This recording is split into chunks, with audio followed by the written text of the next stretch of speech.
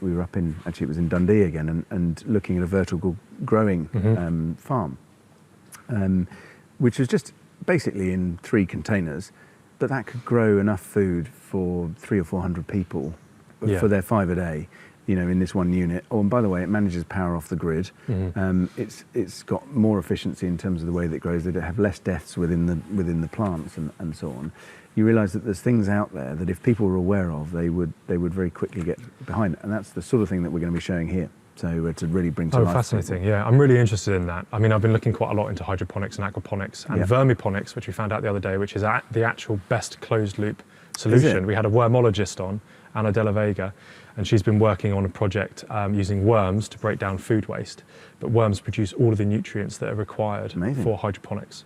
So and they can basically make a tea bag from the worm castings, incorporate that into the hydroponic system, and then you don't need the artificial nutrient solutions to go into it. Wow. So actually it's one of the best ways to make it properly closed loop. I better listen to the podcast. That sounds brilliant.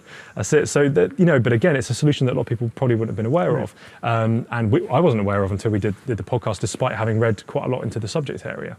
And it's fascinating when you find out things like supermarket, for example. If you take the footprint of a large supermarket, it can potentially replace 700 acres of farmland, which is pretty amazing. The big challenge, however, is when it comes to, what's the word? I can't remember the word. Sort of base foods like oats, potatoes, that type of things. Staples, that's the word. Staples. Staples is the big problem. But I mean, things like genetic engineering and things like that, or genetic modification, either way doesn't sound that great, does it? But, some of the solutions there, making crops shorter and things like that, means they can actually start to fit into some of these systems too. Yep.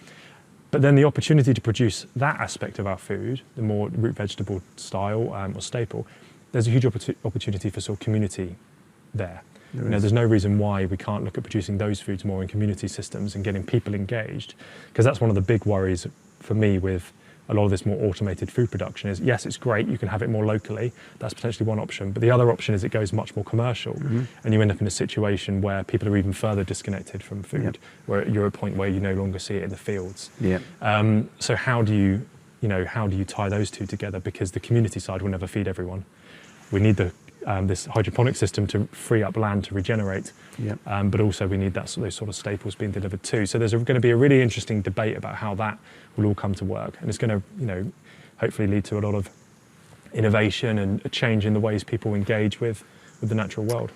I think it will, and we're talking about farming there. I think the same is going to be true of rivers, and probably of air as well.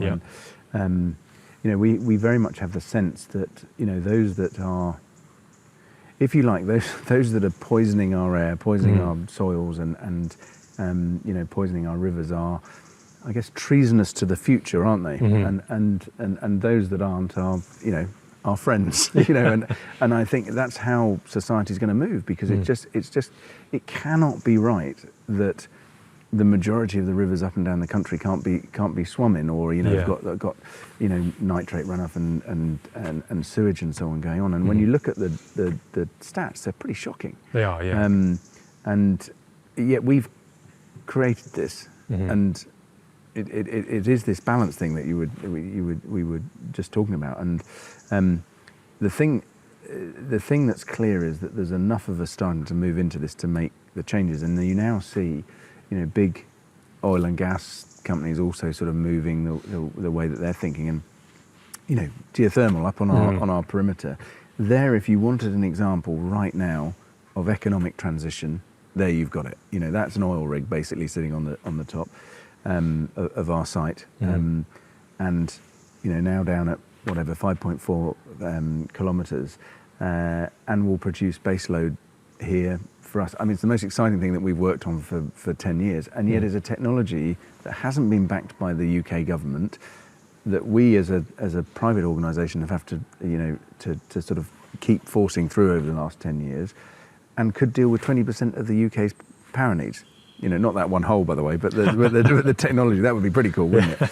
And it makes you wonder, and it's relatively inexpensive in terms of, as compared with nuclear over time, and so on, and over time. And again, another great example, but it makes you wonder why that hasn't been something that we've followed up because it exists in a number of different locations across the UK.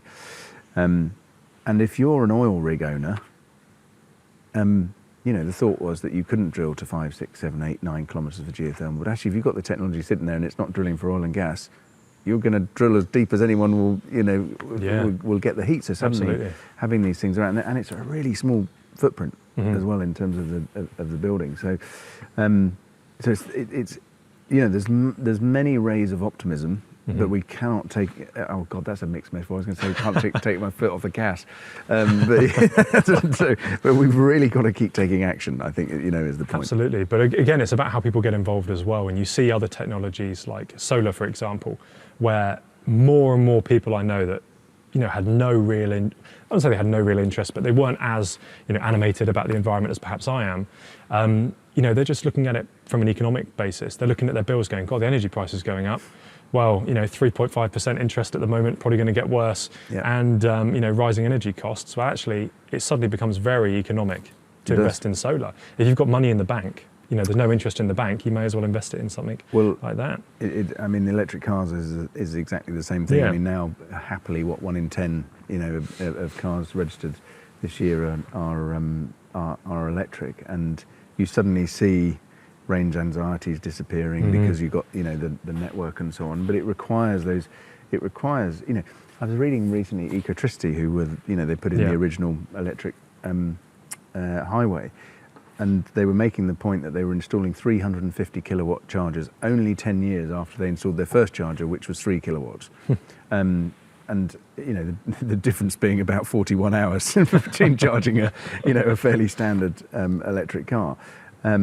That's actually really quite quick, but it's taken your Teslas and these guys to actually to come in and break the mold. You need those innovators, don't you, to come in and sort of push things forward and get things moving. You do, and I think it's our role as well to really to help those innovators to get their message out there so that they become mainstream as quickly as is humanly possible. Exactly. And that's very much what we're I think moving to here is the idea of a living laboratory, if you like, is can we get people to come in and showcase stuff because it's interesting to the public and people are interested, and at the same time accelerate some of the development that people are having as well, so that there's somewhere to see this stuff, because a lot of it's buried in bureaucracy, out of sight, in bureaucracy. Yeah. Well, we had a really interesting episode.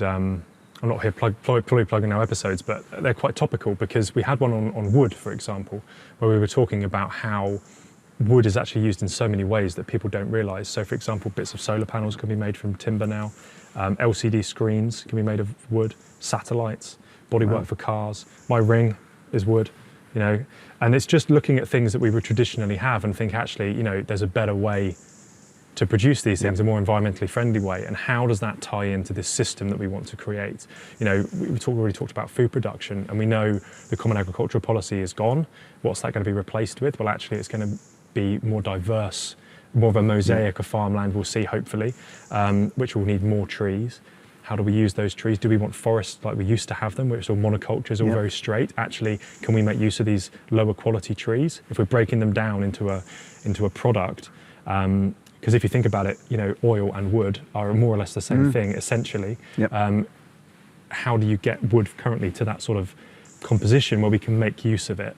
So we've got a sustainable product that's biodegradable at the end, and more usable. So, it's just thinking about how we do these things. But again, there's no investment in that in this country. The only plants that are capable of doing that are in Europe, and there's 10 in Europe and none in the UK. So we've got to start investing in that technology, because we know it's the technology of the future. Someone needs to sort of take that leap and push it forward. It's exactly. You just described a perfect kind of circular, holistic system. In that way, and I think we've just got to get all of our systems to think like that, and we've got to shift. Look, we spend quite a lot of time with government and with big business as well, and